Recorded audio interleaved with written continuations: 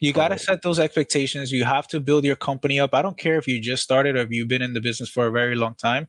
Present your business like it's the top notch. Like there is no one better. Mic check. I'm good. Mic check. Mic check.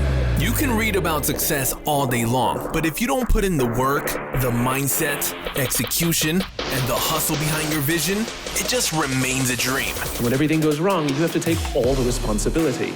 We uncover what high-level entrepreneurs, business owners do to rise up from hustling daily. So do what you feel passionate about. Take chances. The world becomes your library to help you to become better at your craft. Join me as I share with you actionable tips to help you grow your business, learn skills, and help you level up in your self-development journey. Your number one spot for business and personal growth is the Online Hustlers Podcast with your host, Esteban Andrade. Every day I'm hustling.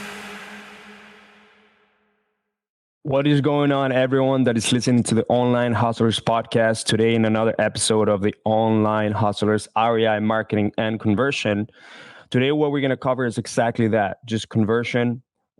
There is a lot of behind the scenes marketing that we cover in different episodes. If you like those episodes and if you like that we talk about how to add revenue to your top line, to your bottom line in your real estate wholesaling business, then just share this away with your circle. Like literally just tell them, hey, there's this podcast that is helping people away. And it's free information and also great knowledge, people that come in that are highly added value people. People that are just very giving. And today we have a special episode with my man, Juan Nicasio. Juan Nicasio has been helping us tremendously with all our clients in a weekly basis, already been like a year already. And what he's done is to drastically change the way that our wholesaling partners and our wholesaling clients do their game, okay? A lot of people come in with the expectation that this is an easy thing, and at the end, it becomes a trap because they're not prepared to do sales and they're not prepared to do conversion the right way, and also grow teams, grow sales teams as well. So Juan comes in and he makes them a wake-up call, and he make sure that on a weekly basis, or sometimes depending on how it is, the team is set up, more than weekly, that can have a specific coaching and trainings for you. And today, what we're going to cover is how we actually keep our team, like sales teams, going and performing, and how we're going to make sure to add a couple millions to our company by doing exactly that. Recruiting sales teams is one of the most costly things because they come and go real fast. And at the same time, is one of the most annoying thing to do for a business owner because you're not going to have all the time to do this yourself. So you need people like Juan, you need trainers, you need sales managers, you need people that know how to handle salespeople and know also sales in and out, acquisitions. And this is what it's all about. This episode is all about. So I'm really excited to have Juan here. So Juan, Mr. Nicasio, here's Mr. Acquisitions. What's up? What's up? Yeah. What's going on, man? Thank you for being here. No, thank you for the invite. I'm excited to share some value and, help put a couple extra bucks in people's pockets, Yeah, let's not be humble about it. It's not a couple extra bucks. One good trained salesperson, even if it's a business owner, can add a couple 2-3% more of conversion. And if that means another deal, an average a deal would be $15,000 if done right, at least for a wholesale, or even more. So it definitely is something that we need to brag about, how even training one person to get 1 or 2% better in sales will get more deals, more money. So I'm excited for this, but you not only do this, you also help teams itself do this, because imagine now you have 3 acquisitions people or 5 acquisitions people, including follow-up specialists or lead managers. Right. And they also need sales trainings. So you absolutely are taking care of this. But man, just tell us exactly how you come up to be a really solidified sales trainer, but at the same time, just mastering the art of acquisitions. Yeah, I mean, I do have an extensive, I guess, history in sales. I was born and raised in New York City, and I guess being from there, you're always hustling, right? You're always bustling, and you're trying to make ends meet.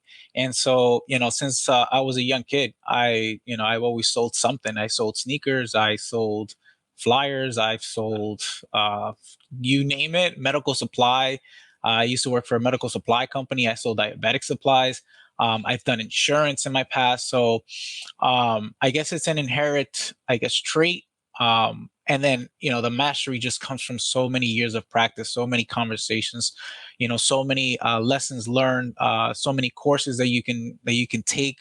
And so that's where that kind of comes from. The real estate side was a partner of mine, or ex-partner of mine, who introduced me to real estate. I had no idea that wholesaling even existed. I always thought like you needed a ton of money to be an investor, right? You got to buy every single property, close on it, rehab it, the HDTV stuff.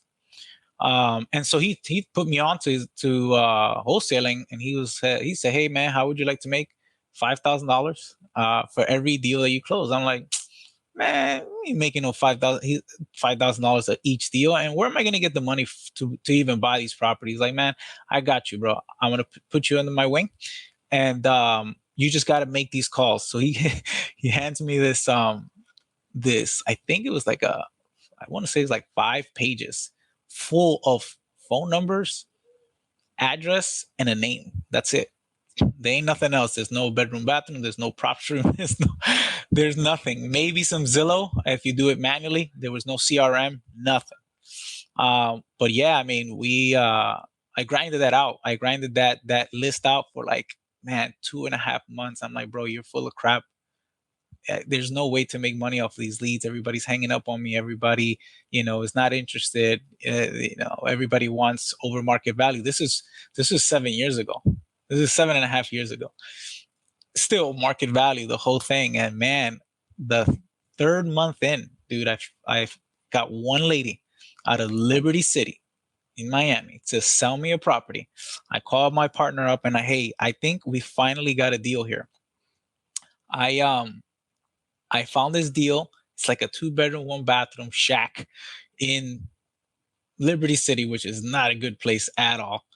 Man, lock that. He's like, hey, tell her that you'll offer her like 40 grand for the property. I'm like, all right. I say, hey, man, I can only do about 35, 40. I'll take it. I was like, oh my God.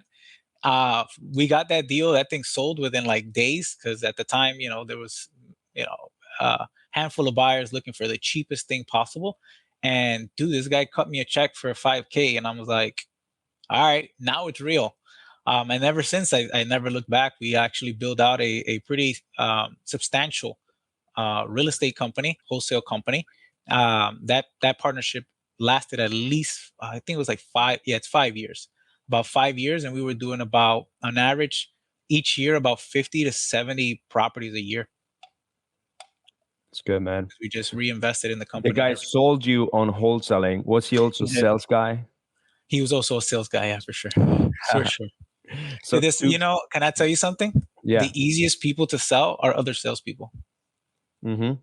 It says that however you buy, it's how easy you can sell. Right. So if you're a good buyer, that means that you could potentially also sell pretty well. I mean, that's what they say. I'm a very analytical person whenever it comes to buying. So I take my time and I have to ask these questions and go like this and that. I've been able to take more risks, but a lot of homeowners have the issue of they do not trust the process. They don't believe that this actually works. They don't believe the company that they're working with. They have very unrealistic expectations, right? They have a mindset problem that they're not going to be able to get help at all. Yeah. There's a lot of issues that you go through. How you went through that when you started? You went into the game and really took your sales experience that you had from before and merged it into wholesaling. Yeah, I mean, like I said, it's like a natural development from doing all these other type of sales work, especially like in the insurance world. What I did is that I honed down on a skill set of being able to do telephonic sales. So I think it was absolutely perfect, not knowing that virtual wholesaling was right around the corner, because virtual wholesaling didn't really exist um, over 5 years ago. This is like a 5 year old thing, virtual wholesaling or wholesaling without having to take a look at properties and things of that nature. And so, because I've always done telephonic sales, whether it be in any other industry, I really just honed down on that skill set. And of course, I did spend money on mentorship, right? Like John Martinez, all the guys that are out there, Sean Terry's, all the different programs. I bought them, right? I did masterminds, things of that nature, so that I can really understand the real estate space, understand the sales space, and that's how pretty much I ended up in the acquisition side of things. Because when I did join that partnership, we divided and conquered. He knew that I was the front end sales guy, and he had all the buyers. He knew that if we were able to lock up a deal, that he can move them. So I stayed in my lane, which is always talking to sellers. I just had the knack to I guess reason with people, to get on their playing field, be able to have the empathy, right, that was required, because you're calling people that are distressed. You are calling people that have issues, right? And so, because he knew that that side of me was I guess, my genius. I didn't even know that was my genius. Yeah, we divided and conquered, and we did that for a very, very long time, to get to a point where, like I said, we were doing 50, 70 houses on a yearly basis. What was the thing that made you guys kind of go through each one of its own way? Just I knew there was more than like my local market. I knew that I wanted to do more than just stay here, like in South Florida. He loved his backyard, and to this day he's still crushing it here in South Florida. I wanted to do more. I wanted to help more people at the same time. And then the truth is that I learned that I wasn't a great operator, right? And so Mm. there was two heads trying to steer this ship. And so, one wheel will go one way, another wheel will go the other, in a positive way. And it is not like, we're still buddies, we still call each other, we still help each other out. So it's not like anything that ended up salty. We just made a decision that, hey, I think it's best to go this route. He took over, that operation. And then as I was going through my stage of like, okay, well, now I don't have that company, right? Where I'm not running that company. What am I going to do? Right? Like, where am I going to go? Should I just buy leads? Should I just start from scratch? Do I really want to do that? And then I figured out, like, I'm really not a great operator. That's not what I aspire to do, is build a wholesaling company. Yeah. Right. It's crazy to think because in this business world, we have the employees that are willing to have a safety with benefits, with health, everything. They're not really maybe thinking about like create a business. We also have salespeople that are in another type of environment, very hungry for money, trying to like have some sort of entrepreneurial mindset where they're like, hey, I need to hustle. I need to, whatever I kill is what I eat. And and just above that is it's just a very fine line of being a business owner. But obviously, to be a business owner, you have to understand that you have to operate or become an operator. So things change because you can make a lot of money, and salespeople can make a lot of money by closing deals. And a lot of money is a lot of money. You become a really good closer. You become really good acquisitions. And you start making money, and then you think that jumping into the business side, it's just like, butterflies and rainbows. Sometimes it's just not like that, right? It's not, man. There's a lot to it. You have to take into account, like, operating expenses, the marketing, the systems that you're always forever like on top of, right? Then you start hiring other people out. Now you're a manager of other people. So you expect for them to be very much like you. The way you expect that because you have an interview and they're hungry and this, that, and the other. 2 weeks in, a month in, they don't cut the mustard, and now you're like hiring and firing instead of what a salesperson, especially like someone like myself, like I just want to get on the phones and I want to crush a deal. You know what I mean? Like I want to make a 25 pop, 50 pop, 100K, deal by myself. You know what I mean? Then having to deal with, oh, I'm calling out sick today, or my car broke down and I can't make it to the office, and my VA internet went down. I'm having a typhoon and all this other stuff, and it's like it's a different thing, right? And so I wasn't good at doing that, and so that's So when that ended, which ended up in a very positive way, I was just trying to figure out, like, what do I do? Should I just do my own deals and just do like a solopreneur type of thing? And I did that. That's what ended up happening. Okay.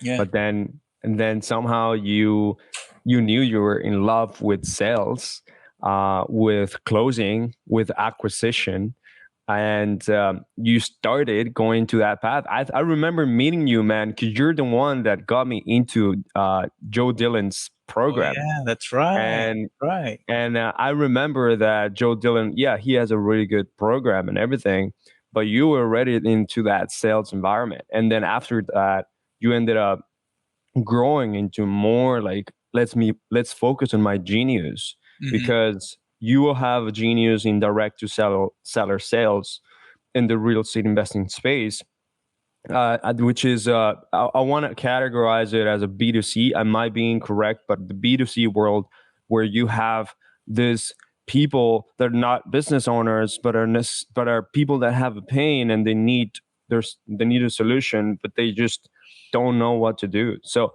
you have the capacity of talking so easily with sellers. Yeah. And now you're teaching other closers to do exactly that.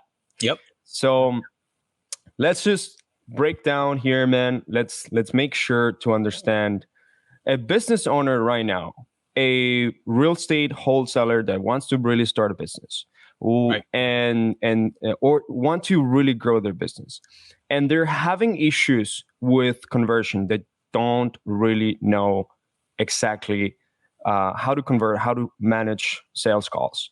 Like, what are the first things that you would do or you would help with, or what do they have to do, really, in your opinion, in order to grow? They honestly, they because a lot of people, what I see is that there's a lot of people that love to say, I'm a real estate investor. There's a lot of people that love to open up a real estate company just to say that they have a real estate company.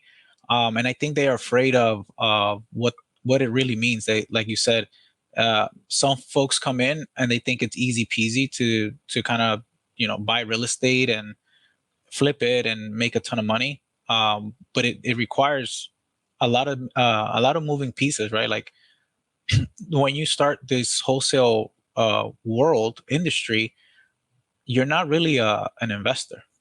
So number one, your mindset has to be right, and you have to understand who you really are, what you're really building.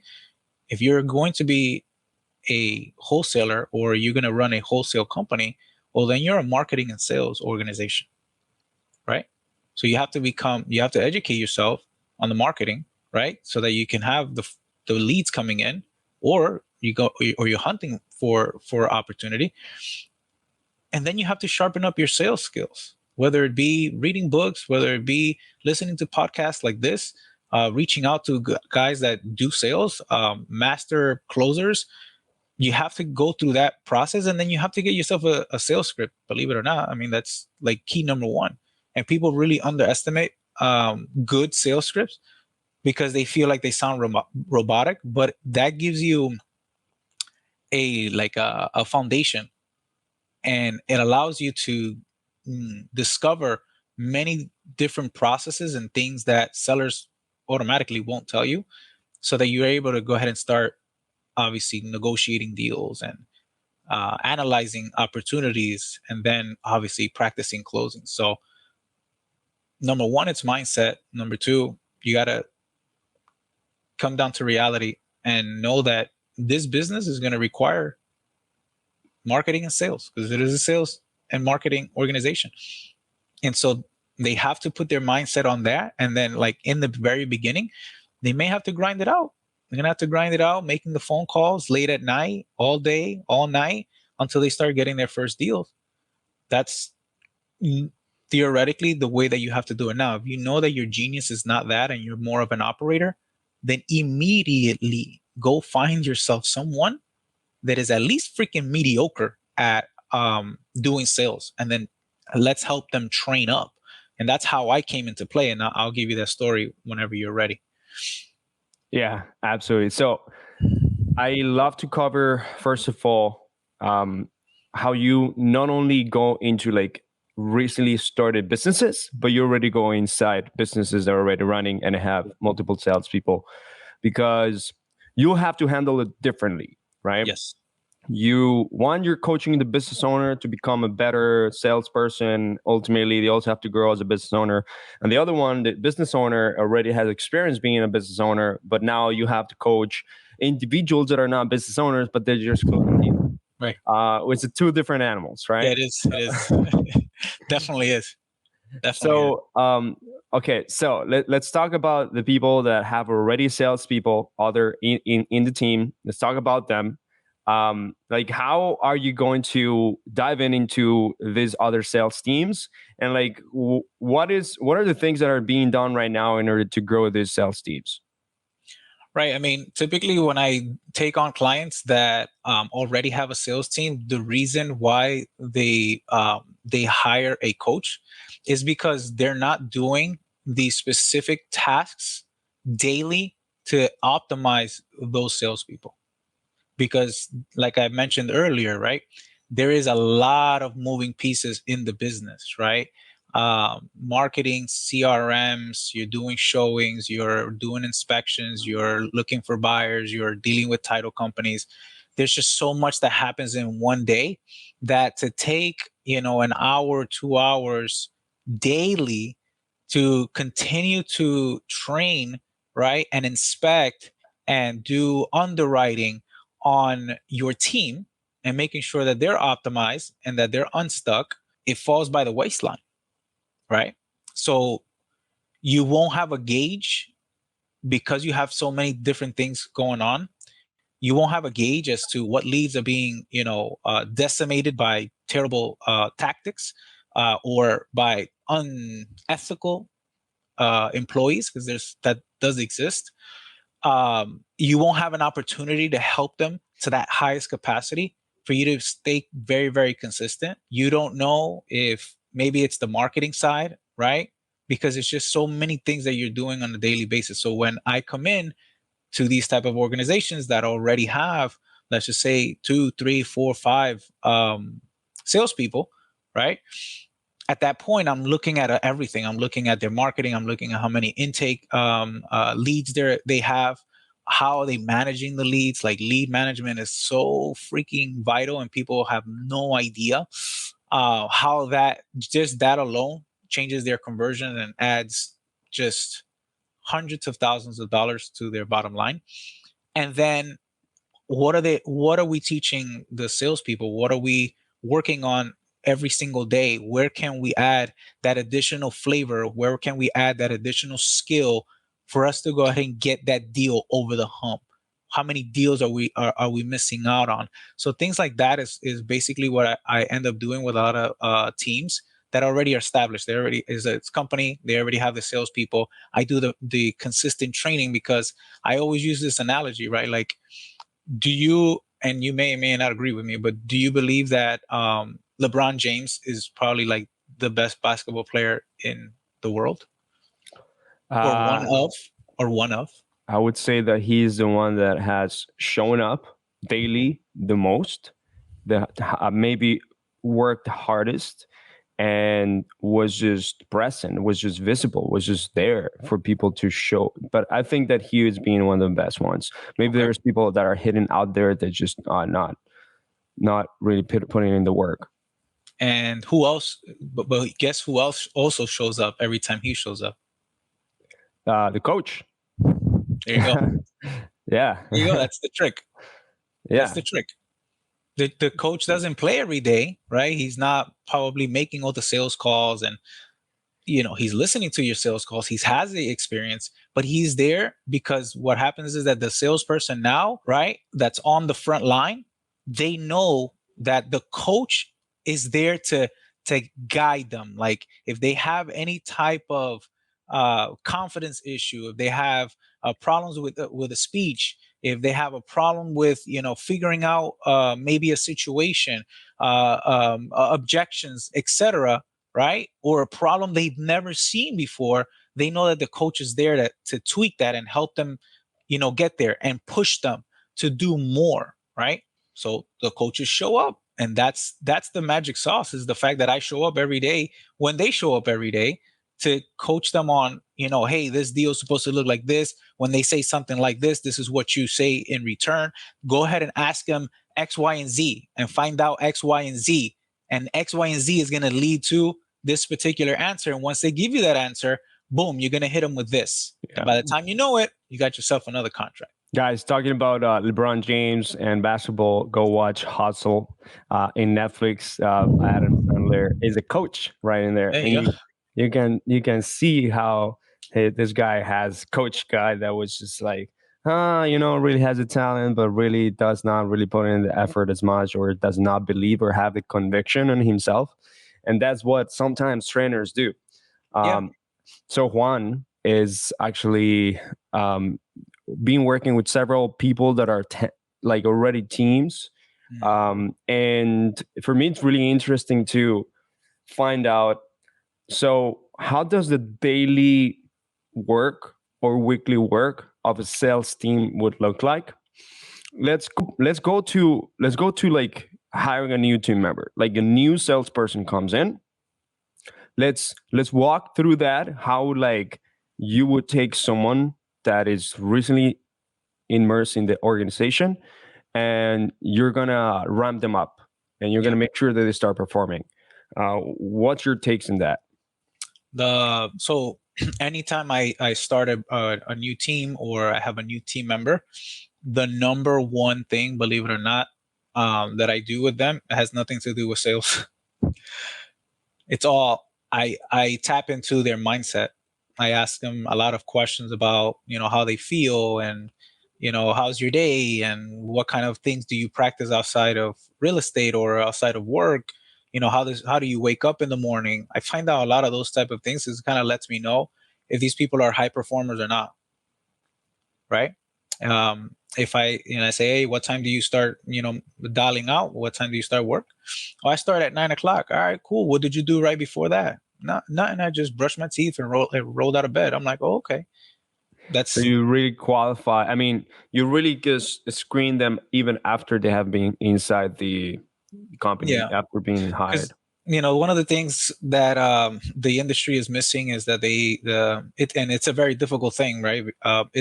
Is really understanding where to hire and how to hire, who to hire. That within itself, literally, you should hire, like operators should hire like an HR department to do that for them, to really go through a crap load of interviews and resumes and really pinpoint like their rock stars. That I learned from Joe Dillon.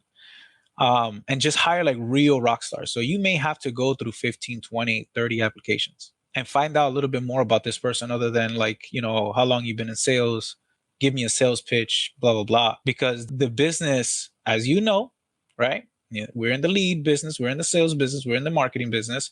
Not every lead that comes through is going to be a close. How does this person feel about rejection? How can this person perform under the pressure of making maybe 100 calls in one day? Because I got my team members doing about 100 dials a day, whether they have a lead manager or they don't have a lead manager, right? Whether they have the lead flow or they don't have the lead flow, they got to call 100, close to 100 daily in order for them to be, active and finding opportunities and being able to close deals. So you have to figure that out. Like, hey, if it's because what happens is that we try to sell the dream about, yeah, and we got great leads and they come in and these people are hot, and every time you do a deal, our average spread is going to be $25,000, and so we can go ahead and pay you 10% of that, and blah blah blah. Sell them the dream, right? And then they come in, they don't know they have to dial 100 dials. So you may have hired the wrong person because you set the wrong expectation. So when I don't hire them, I come into the company, they're already there. Now the good thing is that within the first week, right, or two, I'll let the business owner know, like, that person's got to go. What are the things that you think that business owners do wrong when hiring salespeople? They hire under pressure. They hire out of necessity and just lack of time, lack of experience. And so they just hire just the next person that says, yeah, I love real estate and I would love to close deals or whatever. I'm a good sales guy. That's what happens. They're like, oh man, I got all these leads coming in, man, and I'm spending all this money on marketing, and man, I got to hire somebody. Oh, my cousin Bobby said that he wants to go into real estate. Man, that guy is pretty good. He sold some cars. He might have been the wrong person, right? And so that's what ends up happening with a lot of people, is just like out of necessity, out of the lack of time and stuff like that, feeling like they're losing out because their marketing is still running and no one's there to actually take the calls. Even when the solopreneurs that we train, same exact thing. They're like running around town and doing a whole bunch of stuff, spend like 2 to 3 hours in the streets just going to appointments and things of that nature, but then the phone is ringing. They can't answer those, right? And so they're missing out on a lot of opportunities. So when you hire, you have to, take an L in the beginning until you find the right person. Because in my previous wholesale business, that was one of my biggest downfall. We had hired the wrong person. And not only did we hire the wrong person, but we left them there out of loyalty, or these people, have been with us for such a long time. How can we let them go? Da, da, da. And when we look at the numbers, right, and we started doing a lot of tracking, we lost hundreds of thousands of dollars. Right. So we were running like maybe 5 to 10% because we had the wrong hire. The leads were coming in. We were doing the daily task of marketing. We were doing the daily task of making the calls per se, but it was the wrong person on the seat. And we rely so heavily on that one person, right? Because of course, the business has to keep running. The leads are still coming. And we couldn't, let's just say you end up in a situation where you can't afford another person, right? So I would say if that's the case, you got to remove yourself and take some time to really find the right hire and really qualify that person, because that person would make or break your business. I love this topic, and I love to advance into like the things that you would do daily. But I love this topic because obviously we recently founded remotelatinos.com, and we're in a mission of placing 10,000 people in American businesses in real estate, but also cracking the code on VA closers, however people call it. And Juan's going to help on that. And I recently hired 2 closers. I just hired 2 more closers for our company. They are both American. Mm-hmm. It's funny enough, they both want to go live remotely in Medellin, Colombia, because they want the lifestyle, right? Look, closers, if they did sports, check mark. Whenever they were younger, check mark. If they have this ability to just like be hungry and just wanting more, and just wanting to accept 100% commission, even though that might not be the best for wholesaling. If they have this desire of like, whatever I eat, whatever it kills that I eat, is a check mark.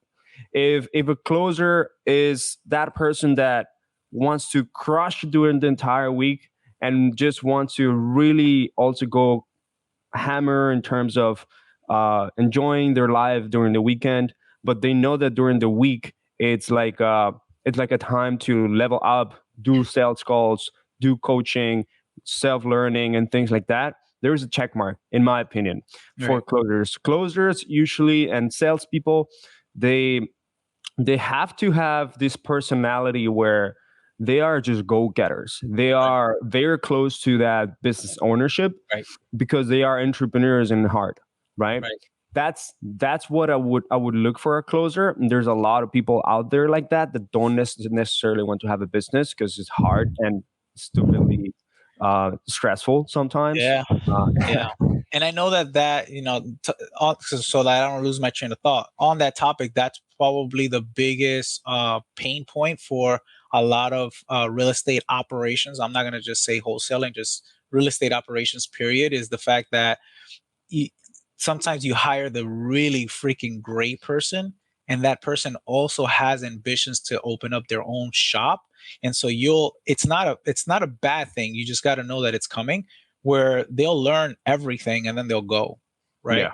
And so now you got to start this process over. So the whole remote thing is a little different because most folks that are doing this remotely, right, and that are salespeople and that kind of want that lifestyle, they really just want to come in, crush it, make some money, and be a part of a team. They're not looking to start an entire operation and pay for marketing and set up all this structure, right? And so, honestly, that has been a very successful model for a lot of my clients. As of, I want to say, for the last 12 months, we've been doing a lot of that. I've been converting a lot of folks that have like in-house or whatever into like, let's try out this person. Let me train this person abroad and give me like about a month to make sure that they can lock up some deals. And then they're like, shit, the light bulb goes out. These people are closing deals and they're not subject to that turnover, right? And they're saving a shitload of money. So their ROI as a business alone has dramatically increased because now we're practicing this abroad method. Yeah, that's a really great thing. That's why we also go that way. However, I did receive a really good tip by my friend Tiffany whenever I went to see her.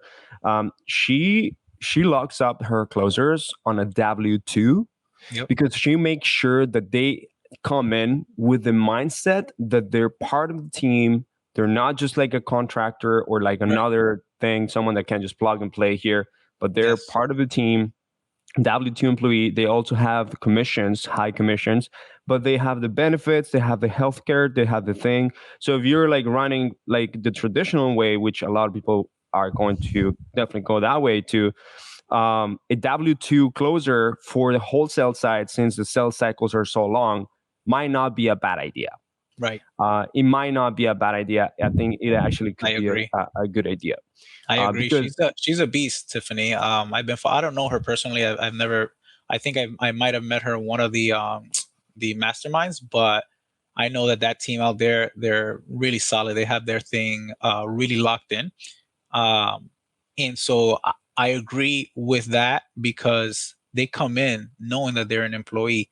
The likelihood of them leaving to start their own operation it's going to drastically reduce because they're in there for the benefits. They're in there for the weekly or monthly check plus their commission, right? So typically that person is going to be a little bit more fearful or not as prone to take your business and try to start it on their own. What happens with us in our businesses is that we don't have enough capital to sustain a W-2 employee and to provide that. But then it leaves a vulnerability to the business owner to be able to maintain and attain and retain this employee, this key employee. Yeah. Right. Guys, there's a huge opportunity with remote closers that are offshore, but also like they look into that model as well. You can always reach out to Tiffany, say that we send you Esteban and Juan episode. All right. So let's talk about the daily duties that as a trainer, as a coach, as a consultant in sales that are there for businesses, you would do in order to ramp them up and put them in a high performing status. How do you do that? How do you make them high performers? I make sure that as soon as I enter the business, I get introduced to these closers. I have them do at least 3 daily positive habits to help them mentally prepare for the workload right? Make sure that they're coming in healthy, that they're coming in active, that they're coming in awake, because that alone will change their performance, right? That alone is going to change the entire mood, the attitude, the confidence that they come in, because they're not coming in groggy, they're not coming in sleepy, they don't need 10 cups of coffee or anything like that. They are at optimal level. So I tell them, hey, listen, go read a book, go meditate before you get here. Make sure that maybe you can go for a run, do a 20-minute exercise. You got to do something to be active and like have your blood rushing and you're ready for the day. Listen to some podcasts, listen to some YouTube, Tony Robbins, any of the big guys, right, that are always motivating you or give you some motivation, maybe some great music. Get optimized before you show up to work. I don't want to be, training you and you're like sleepy and you're yawning and things of that nature, because that's exactly what's going to end up happening on the phone calls. So I make sure that we set that up and they're doing this thing consistently. They have to report every single day what daily habits they've had for the day, right?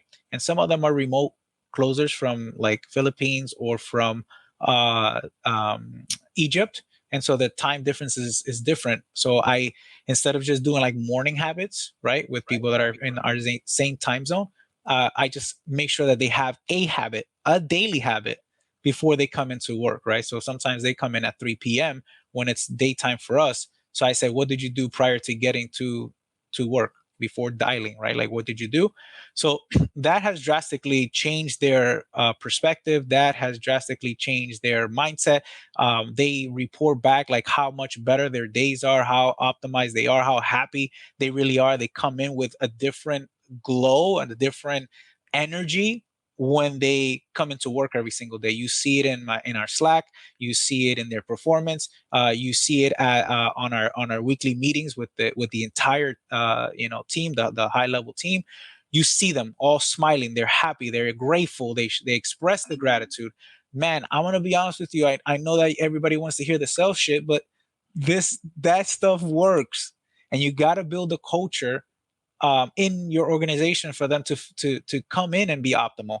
After that, I just create a structure. I give them like a daily planner of what to attack when they come in, because what ends up happening is that they'll open up your CRM, and depending on what type of operator you are, most operators that I know, doesn't matter if it's high level or if you're a beginner, their CRM and their organization is shit. Yeah. Things are everywhere. And so it's hard on an employee to know exactly what to attack, how to look at things so that everything falls in an order. So what I do is that I provide them with a planner of every day, right? And so I go in there and I also help the business owner make sure that they're keeping a very organized system as well. Because lead management, like I have mentioned earlier in the call, that is like bread and butter. Very few deals are low-hanging fruit that when the lead comes in, you're closing it right on the spot. Very few. Most of them require massaging, and if you're not doing the proper follow-up or the lead management, they're going to get lost in the weeds, and then somebody like myself is going to call them and we're going to lock it up, and then by the time that you find it in your CRM, that shit's already done, right? And so I help with the lead management so that I can make sure that our acquisition people, our salespeople, know exactly what they're looking at every single day, what KPIs they have to hit. Who do you attack first? How do you attack them? How frequent do you need to call them, right? Like, and then I put a schedule, even like a lunch schedule, rest schedule, the whole thing. They have to have that so that they can breathe, they can come back, refresh, and keep going throughout the day, because these are long days. Think about you personally doing 100 calls in one day. Shit's exhausting. So I normally do that. Second is just, kind of provide them with a map so that they know what to do every single day that they come in. After all of that is said and done, now I go ahead and start doing sales training. I provide them with a sales script, right? And then we just go ahead and we pound that script every single day. We just go through it. I think that a lot of people that are missing out from this that Juan is saying is that, look, for a salesperson to be successful, this is how I see it. I have learned it also from Alex Hermosi. You need two things. And actually, there's two ways to go about this, but you need two things. You need for them to have skill set, but also you have for them to have conviction on what they're selling and what they're actually helping the customer on, which homeowners, they have to have the conviction.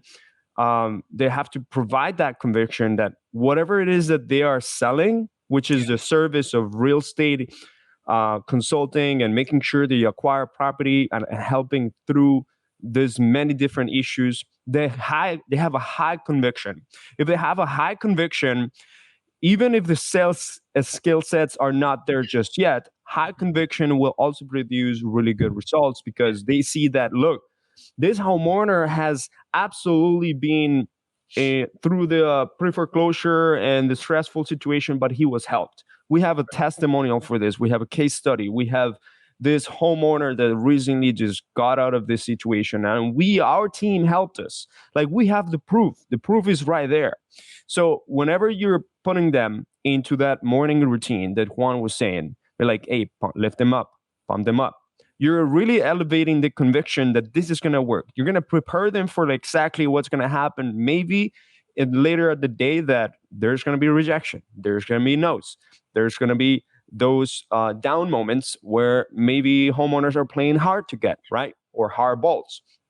Well, that is exactly how you're going to reframe the person every single day, because salespeople are going to have, they're just like businesses. They're going to have ups and downs. And when they have downs, they have downs.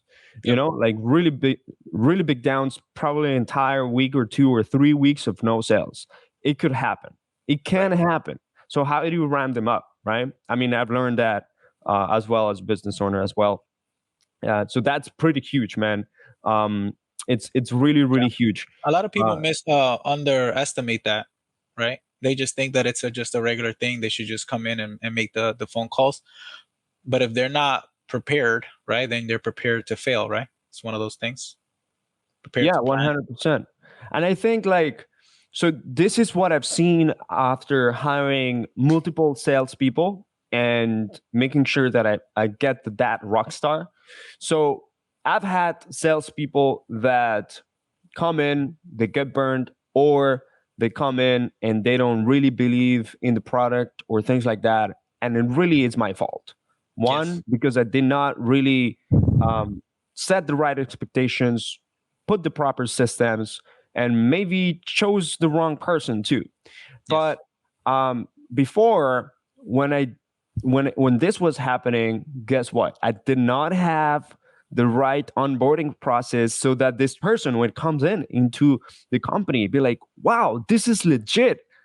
My position as a salesperson that is going to depend on commissions, highly dependent on commissions, is not going to be damaged, or and they're gonna think I just did not do a bad decision. I did the right decision. My company that I'm working with right now has an incredible onboarding system. They have an incredible training for me. They have everything prepared for me. I believe that this is going to be so good for me that therefore I believe what I'm going to sell is going to be amazing, right? I believe that whatever it is that we have prepared for homeowners, it's also freaking amazing. Right. Okay. So one of those things is that a lot of business owners do not prepare to take in salespeople. And I put about 1 or 2 months straight of literally putting together a onboarding process and at least a foundational training for these closers, for them to feel like they're coming into a legitimate type of company that is going to provide them the resources. Because you as a business owner, you're going to have to work for them. You're going to have to give them everything, all the tools that are required in order for them to succeed. Right. It's important that, I mean, that's really huge when it comes down to not only sourcing the right person, but how do you retain that person? How do you give them the confidence that this is the company that's going to be able to perform? Because I can sell, I can sell, what do they say, ice to an Eskimo. But if my business owner cannot deliver on the promises that I'm making to the homeowner, right, or can't get their shit together while I'm doing all this work, well, then I'm leaving. That demotivates me. Like, if I'm every single deal that I try to bring in, you can't close, you can't do this, you can't do that, and it takes me like freaking 3 months to convert something, but I'm doing the right thing. You make me feel like shit, right? And so, You got to set those expectations. You have to build your company up. I don't care if you just started or if you've been in the business for a very long time. Present your business like it's the top notch. Like there is no one better. And it's a sales thing to the salespeople. Remember when I first started the conversation, I said the easiest people to sell is salespeople. Yeah. So you got to sell them. You got to sell them on your company and the things that you do, and then that's gonna reflect on the phone calls, right? Because then once you got the right people, you build the confidence, you have you on board, and you have that setup. Everything else is just going to be technical, and it's going to be more like managing than anything else. Because the performance is going to be there. They're going to come in happy. They're going to be motivated. They're going to see, these type of results. And then I'm going to come in there, and all I'm going to do is just make sure that we're optimizing that we're leveling up every single time, that they're learning. Because a lot of times, I guess as business owners, we forget to do the education piece consistently, where we assume that, and it's probably because of our experience, we assume that, they should know, right? You should know that an ARV, you should know that a house, or let's just say like a roof, shingle, or somebody tells you, oh, I got barrel tile, but you're doing calls in in Ohio. And then they say, hey, do you have barrel tile or shingle? Something as stupid as that. Like, they sound dumb because like in Ohio, they don't use barrel tile. Right. And so they forget to do the education piece of going through different aspects of the real estate space. You have no idea, even with our groups that I coach, that they are business owners. They're doing the coaching for themselves. They're the salespeople. They don't even know what a short sale is. They don't know what a foreclosure is. They don't know what a mortgage is. They don't know how that works. Right. And so when I go in there, I do different lessons, right? I don't make assumptions that they should know, or make hypothetical assumptions of what they may not know. We just go through the lessons, and I teach them different things about real estate, so that when these things come up, they can identify it and be able to qualify the opportunity, whether it be a good prospect for us, or is this company able to provide a solution for this homeowner that has this type of distress or this type of situation. So, and that I do cover a lot in my sales script as well. Like, my sales script is probably one of the most in-depth and straight to the point type of sales script that get absolutely everything. I love to call it the who, what, where, when, why, how script for real estate acquisitions, because that's another aspect of the business that, whether you're a high level person or you are just starting in the business or you're new to sales, most people, I always listen to their conversation, and the first thing they say, they sound, first of all, their introduction is absolutely horrible, because they sound like every other telemarketer, like a home warranty people or car warranty people calling, and they can barely get to even the seller to take them serious. Even if they get, will be a great introduction, a great welcoming call or welcoming intro for. And I know it's gonna sound very basic, but if you just do it, I promise, if you just do this. Esteban? Hello? Hey, this is Juan. Hey, Juan. Esteban, this is you, right? Yeah, this is me. Yeah. Sorry, man. I know you don't know me. My name is Juan. I'm actually with Family First.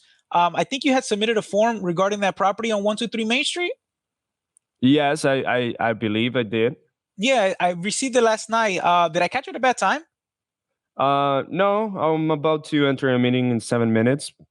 Okay, I don't really need too much of your time, and if you need me to give you a call back at a later time, that's totally cool. I just received it, the actual form, and wanted to see if you had a quick minute to chat about the property, see if it's even a good fit. Yeah. That's it. That's the intro. There's nothing special. Everything is nonchalant. I'm like straight to the point, right? I introduce myself like I know you. I call out your name like I know you, because people want to do business with people they like, right? So how do you leave an everlasting impression on someone? Like I know you're a firm believer on obviously this is common sense. Like, the first impression is going to be what matters most. But how do you do that? Like, how do you make what are the steps or the mindset, or how do you prepare? Like, what do you have to understand from the other side in order to leave a first everlasting impression? You gotta be enthusiastic as hell, and I learned that from Jordan Bedford. Every time you make a call, you're excited as shit. And the way that I help my salespeople understand what that means is like, I ask them this question. I say, hey, listen, when was the last time somebody called you to give you money? They're like, no, nobody ever calls me to give me money. I'm like, exactly. So everybody that calls you, right? They either want you to buy a product, they want to sell you on a warranty, they want to sell you insurance, they want you to do a donation. They're trying to take from you, right? Everybody that calls you, that's what they want, or a bill collector, or whatever. Everything is very freaking depressing. Somebody wants to take something from you, take your time, take your money, take your energy, take whatever, right? Sell you something. I'm calling you to give you money. You need to sound excited as fuck. Sorry, I hope that it gets bleeped out. You gotta sound excited, right? Because I'm calling you to purchase the biggest asset that you own, and you have to just mentally be ready to make their day happy, because you know that they may answer in a rude way, they may be upset, they may be whatever, running around, they might be busy, whatever. But when you call in, right, to leave an impression, you have to be really excited. Hey, Juan who? No, my name is Juan. I'm sorry to bother you, man. I just need a quick minute of your time. You had inquired about that property on 123 Main Street, and everything is like high pitch, high voice, right? Like trying to get them excited, right? If you answer the call like, yeah, who's this? Hey, man, this is Juan.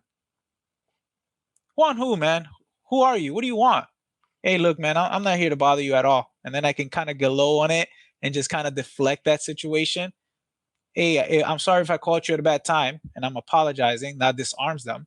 Now they're like waiting to listen to see what is next, right? It's not, hey, Mr. Robinson is, hi, I'm looking for Mr. Robinson. Click, right? Because if you know me, then why would you be calling me Mr. Anderson? Or, like, you got to make it a little bit more personable. You got to make it a lot more exciting, right? You have to come into the conversation. I ask all of my callers to have a mirror.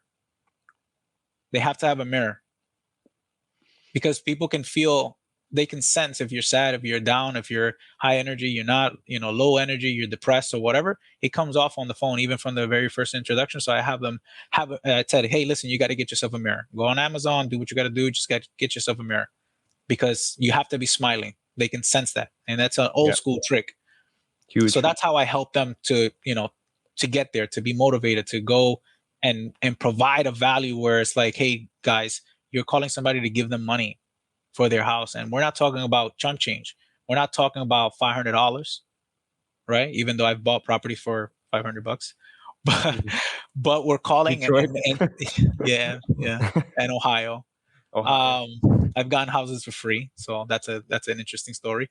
But, point is, typically you're calling with tens and hundreds of thousands of dollars to offer somebody. That's exciting as hell. I feel like that's one of the most exciting things. You know what I mean? It is. All right. So we have this initial technique that works whenever you're initiating them in terms of mindset. But I'm pretty sure you work them and you polish and you sharpen that knife in a weekly basis. What are you going to cover in initial stages? Like, for example, someone comes in, they don't know who you are, or they really get introduced you as the trainer.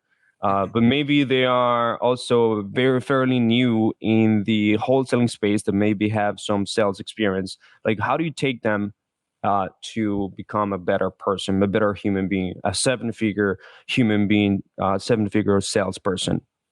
Yeah, I mean, a lot of it is working on the mindset, and then after that, is polishing them by allowing them to be themselves. Honestly, because if you hire the right person and they have some sales experience, they have a lot of the techniques down packed. So I let them be themselves, and I boost them up. So basically, what ends up happening is I let them make calls, and then I listen to their calls and I give them feedback. and I congratulate them on all the good shit that they've done throughout the call. And then I say, hey, and these are a couple of things that I would probably switch up. These are a couple of words that I would probably say differently. Remove this word and replace it for this, and let's go ahead and practice that. And then I just keep polishing those type of things, right? Because sometimes people have really good intentions, right, when they say things, but it comes off the wrong way.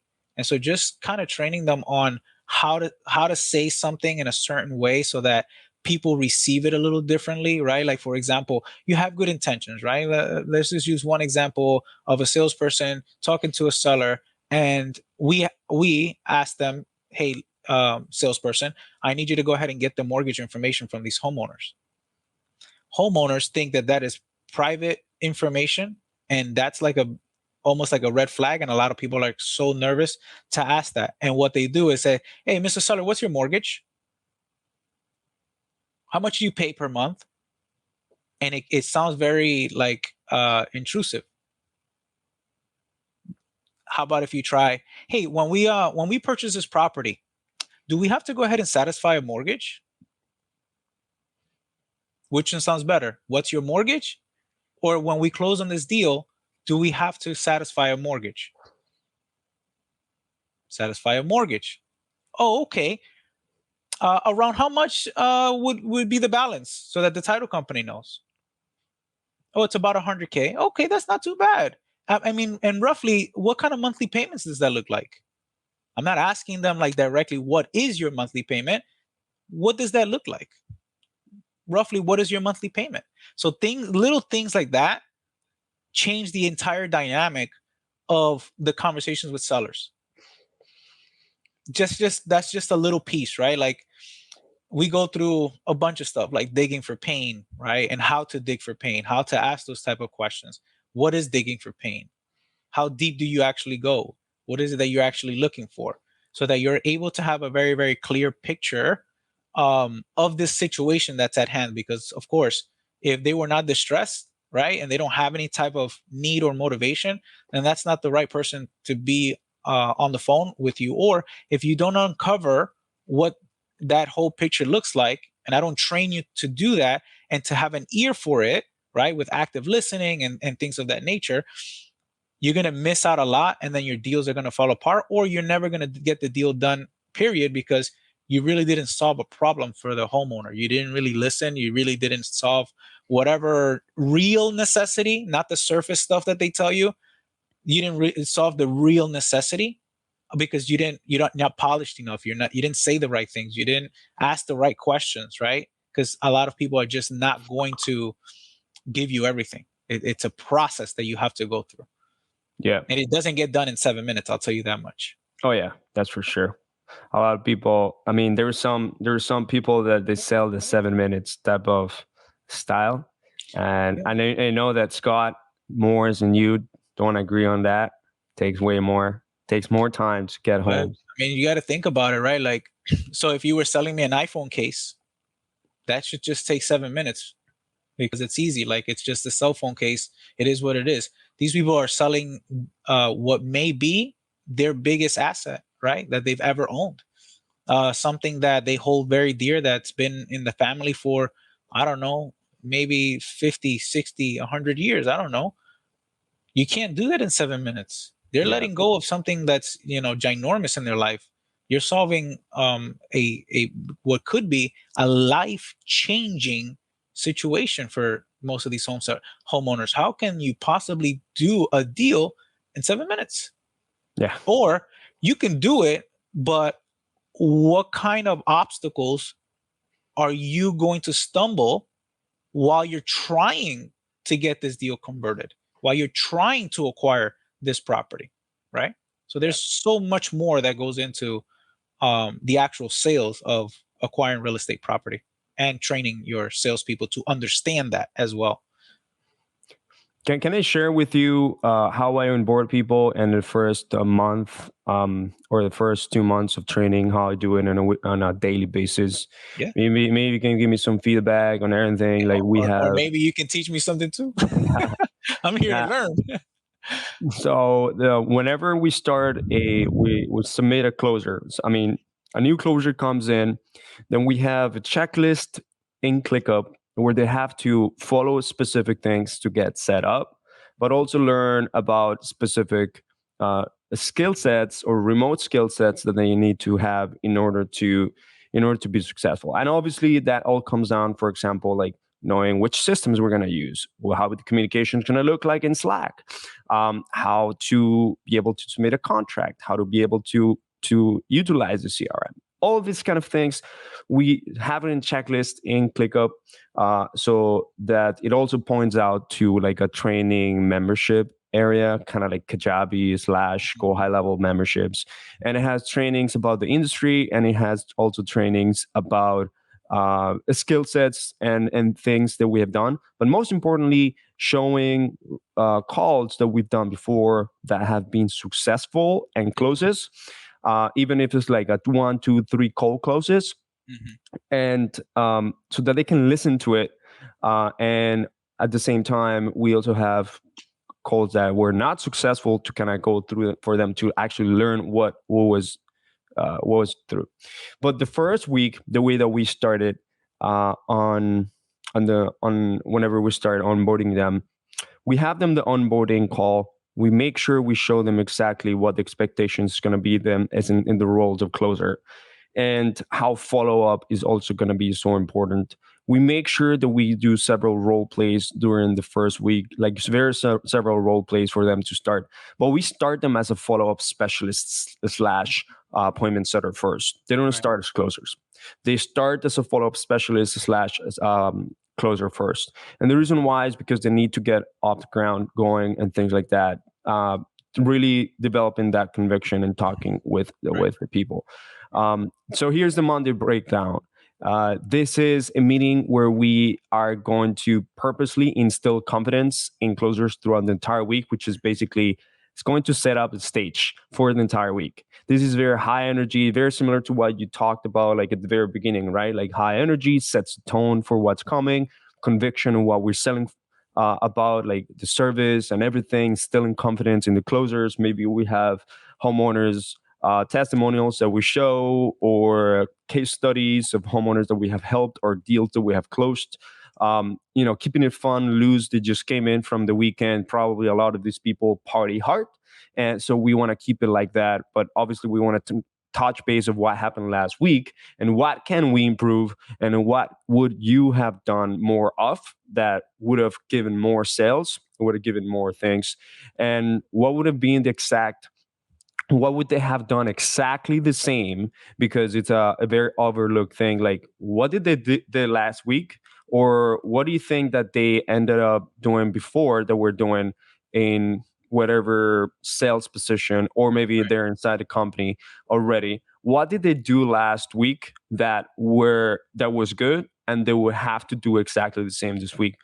So we share always, like, for example, wins, showing wins and things like that, and forecasts of how many sales we have to do in a week, and review closer calls. Obviously, like, this is calls with the prospects, and being able to go over those and choose. I would choose like a call, and then I will make them choose like what part.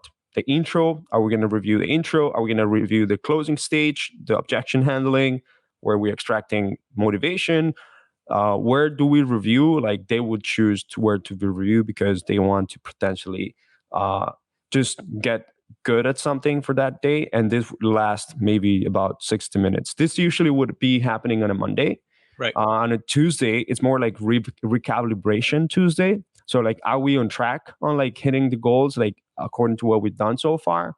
Is the pipeline ready for them to really hit those goals? And like, hey, like, we also have wins, so let's keep sharing the wins. Like, wins can be like live wins, could be also sales wins, but what are those wins? All right, let's keep it going. And obviously the role play session once again, where I choose the closer, and obviously the closer chooses the process. That's how I have it. And and them to be self-aware of what the process is, the one that they actually need like the most help with, like part of the sales process, which part of the sales process. Maybe they just need help on like creating a contract real fast, so that they really crush during the sales calls, and they don't have to go back and be like, how do I figure out this contract? Maybe they need that. And again, like 45 minutes to an hour. And on Wednesday, it's like will we share wins? And it's kind of like a gun to the head type of Wednesday, because we're close to the last quarter of the week, right? Like it's like the Q4 basically. We're close to Q4 of the week, and it's like, if you had to do 3 sales today, all right, if you had to do 3 sales today or you're dead, who would you be calling? Like what are you doing? Like which 3 sales would you be doing in order to not be dead? Like if you have to do 3 sales today, who would you be calling so that you're not dead? And every day, like for example, it's like this Wednesday is like we're approaching Q4 mentality.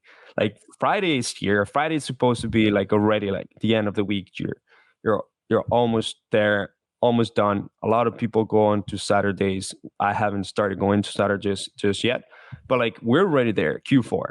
And obviously we reviewed calls, again, high energy, to get them over the hump if that's happening. This is about 45 minutes to 1 hour, because I feel like a lot of people do not know this, but you do talk about this, is that as we go into Q4, it's like, we're going to talk about it, but it's like contract day, and it usually happens on Friday or Saturday. It's just one of those things that I've seen time and time again. Like for whatever reason, Fridays is when that seller maybe is just have thought about all these different offers, all the different options.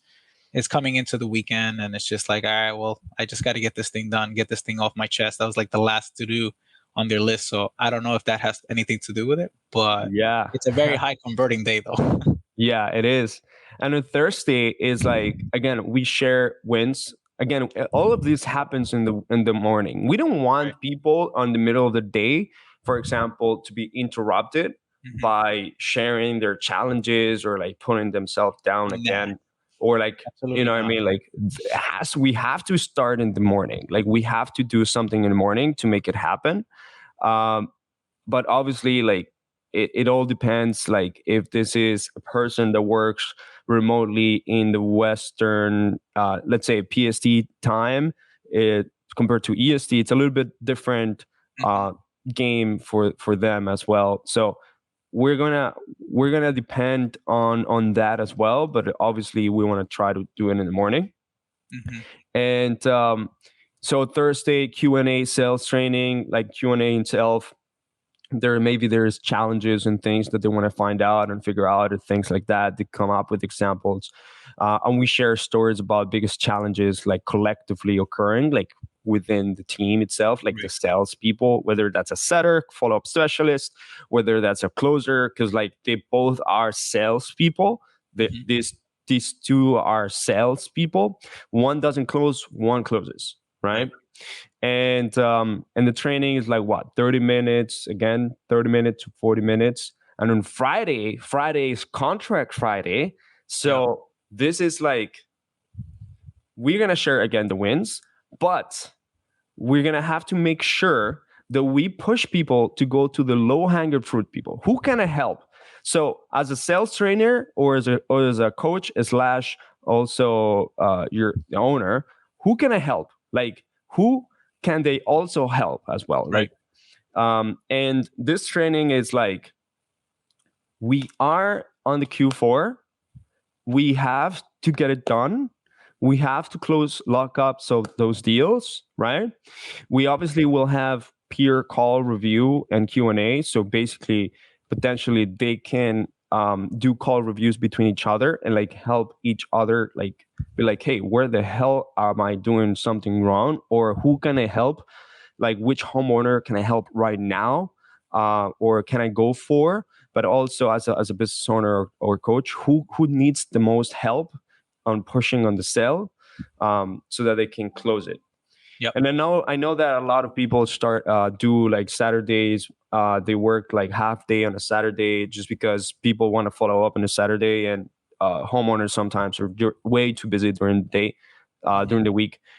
So they do have Saturday type of schedule sometimes where they just lock up contracts on a Saturday. I learned that tip from Tiffany High, comes from a sales organization. Yeah. Right now, for my like high level people, just so that I don't lose my train of thought, that are doing, a great amount of marketing, and they're getting a great amount of leads day in and day out, 7 days a week.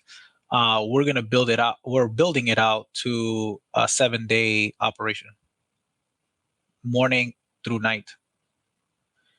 And it's a great opportunity just because there's so many people that we can source through our abroad strategy that would love the opportunity, right?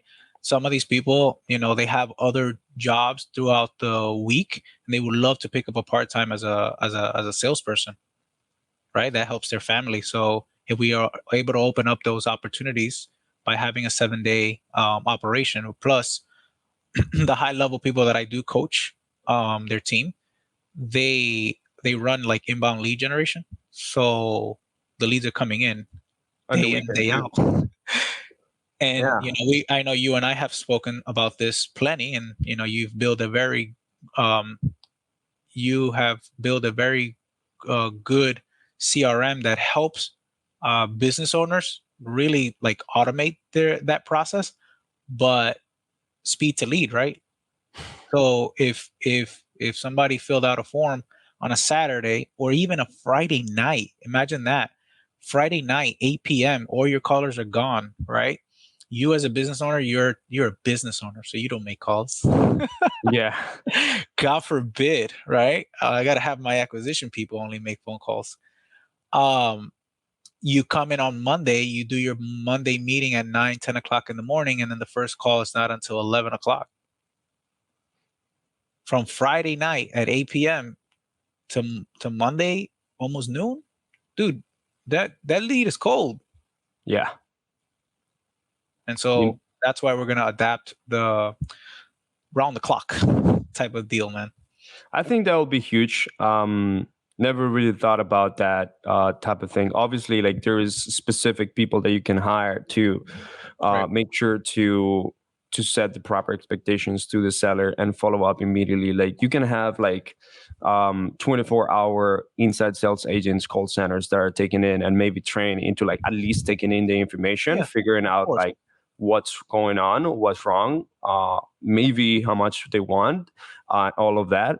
And then, set up appointment for the week. But definitely if you have a seller that comes in from Google PPC or Facebook ads, and they want to talk to you on the weekend because that's the only time that they can actually talk, because the rest of the week they're freaking busy with whatever's going on, work, divorce, dealing with the property, whatever that is. You want to be able to do business with them right there and there, like on the weekend.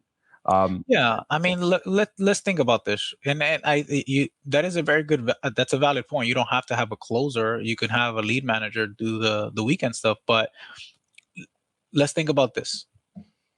You have a problem that you can't sleep, man. You just have this concern. You can't even sleep. That you go on the internet to fill out a form to see how you can solve this problem, and hope that this company, right, will be able to get back, because people want the microwave effect. And a lot of times when we do the marketing, it's like get an instant quote or get an instant response or whatever. You're losing sleep for like 3 days. You filled it out on Friday or Saturday, and you're not going to hear from this company until Monday. You're going to call everybody under the sun to give you an answer, because you can't sleep. People need an instant answer. And so imagine me giving you a call on a Friday night or a Saturday morning or a Sunday. Okay. And I'm able to solve that problem for you that same day, like that very moment. Like, hey, I can get this done. This is the price that we can do. Mr. Seller, let's go ahead and get an agreement out so that so we don't delay anything, because I know that you want to get this thing done as quick as humanly possible. What I'll do is, let's go ahead and get the agreement taken care of, right? So that I can send it to the title company, and it'll be the very first file that they see on Monday morning, 9 a.m., and they can start expediting our closing. Think about that, right? Why wouldn't that seller do it now? Oh my God, a brick, a ton of weight had just been lifted off of that seller. That shit's in, man. That deal's locked in. While another company will wait until 11 o'clock. I make the call at 11 o'clock. Oh no, I actually signed the contract over the weekend. Thank you so much for your time though. Have a great day. Bye. And then never hear from this person, because this person's going to block you because they know that you're going to hound them. If you feel where I'm coming from, like, you solve the problem. They're not going to be searching for other people. It's a contract signed, because this is the business that we're in. It's just solving issues. So don't let people, go to sleep at night worried about X, Y, and Z, or miss opportunity, because it's not, maybe they're not losing sleep, but the first one to the game that sounds great and can solve the problem, well, that person got the deal, man. I've lost many deals because of that. So, urgency, really, and being able to have all those bases covered in your sales funnel is extremely important, especially in this business where things are moving and shaking fast, Oh, yeah. Yeah. So for the listeners that are listening here, again, share this away. Make sure to subscribe and put a review. If you don't put a review in this podcast, guys, I'm going to shut this down. No, I'm kidding. Oh man, don't do that. We're going to keep going anyway. I like that. I like that meme. Or is it a reel, whatever it is, where it's be like, you're going to be sick of me. You're going to get sick of me. I'm going to show up every single day. So no, if you guys put a review in this podcast, I'm going to bring you guys better people. That's for sure. Better than me? Oh, no, man. I'm kidding. Humble. Obviously, I'm going to bring you guys every single time a better and better content. We're going to even have people that are building out the Zillow of South America, and they're already being progress 2.5 years on this. And these people are like high-level entrepreneurs, thinkers that will mix technology with acquisitions of real estate. They started in Mexico and they started on Colombia. So it's huge. Like, they're building out freaking Zillow, and they also acquire properties. So it's something that I have in plan. We have multiple entrepreneurs in this space that are really doing really good things. But Juan, for the listeners, what would you make the listeners do tonight or this week or just tonight? And that they're gonna get instant value out of it, even if they have a homework, like maybe there's something that you make them do actionable, or like a book that they have to get. Anything that you want to make them do tonight? If you're an operator, right, like you have people, you have salespeople and all that stuff, I would make sure that number one, you're organized as heck. Like, go into your CRM and just make sure that everything is characterized like exactly urgency, hot, warm, needs attention, what have you.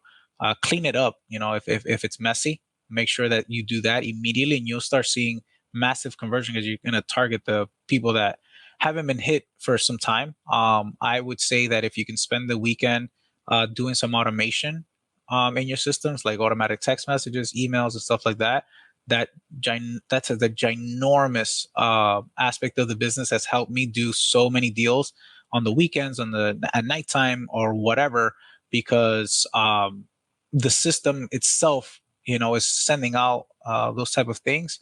And then if you're a salesperson, then listen to, this podcast again, and then grab yourself, a sales book, right? Or listen to some sales calls. Maybe you can review some really awesome calls by other closers. I provide that to all of my clients. I do make calls so that not only am I a coach, but I'm actually closing deals. So I do provide, the how that those calls are supposed to sound. That really helps because I ask my salespeople, this is your homework. Listen to this call. And then what we're going to do when we role play it, I'm not going to change the scenario. It's going to be the same exact scenario. And I want to hear you sound like me. Just mimic what I'm saying and you're going to be just fine.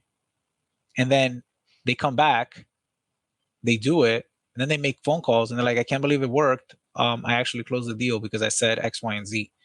So I would recommend that. But for, keep it light.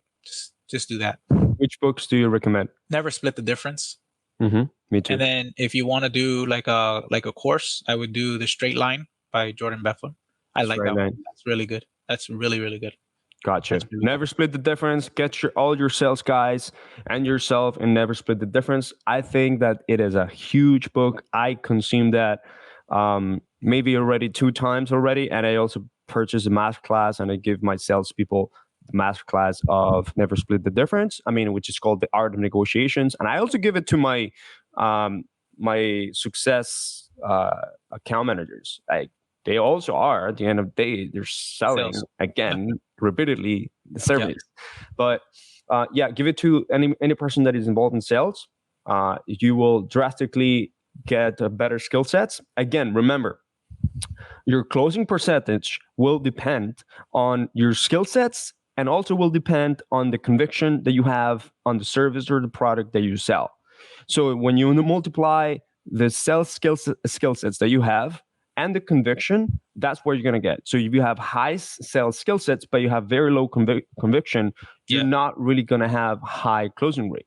If you have a high conviction and you have okay sales skill sets and you're continuously improving that, you're going to have a higher sales conversion and closing rate if you don't have sales conviction. So everything that Juan did in the beginning and explains at the beginning, that actually is going to help in that, because that's going to be the whole business is going to be mindset, number 1, and then number 2 is confidence. After that, it doesn't really matter if you know all the answers to everything. You don't need to know real estate inside and out. There's stuff in real estate that I'm still trying to figure out. And I've been doing this for many, many years, and I've seen hundreds and thousands of deals, all types of crazy things that you wouldn't even think can happen in a transaction, but that has nothing to do with it. Everything is just the mindset and then the confidence that you bring to the table. That's what is going to lead to more deals, more conversion. Believe it or not, that is the key to this sales organization. Yeah. So I hope that this episode is going to help you increase your conversion rate, your closing rate on your sales team and yourself. Again, obviously you have to have hard work ethic and have to have those skills, and that will help you with the volume. But if you really want to increase your sales conversion, your closing rate, these are the things you got to do. Like what Juan does is what's going to increase and add a couple mils in your company. What Juan does to any team and to any individuals is what's going to add a couple mil to any company. Yeah. So organization is key. Time 100%. Management. Those type of things all in one will just drastically change everything that you do and add definitely a couple mil to the bottom line. It's just it's inevitable. Juan, how can people look for you? How can people contact you, talk to you, or how can people even just see what you can do for them? That's super easy. Thank God for social media. Facebook, Juan Nicasio.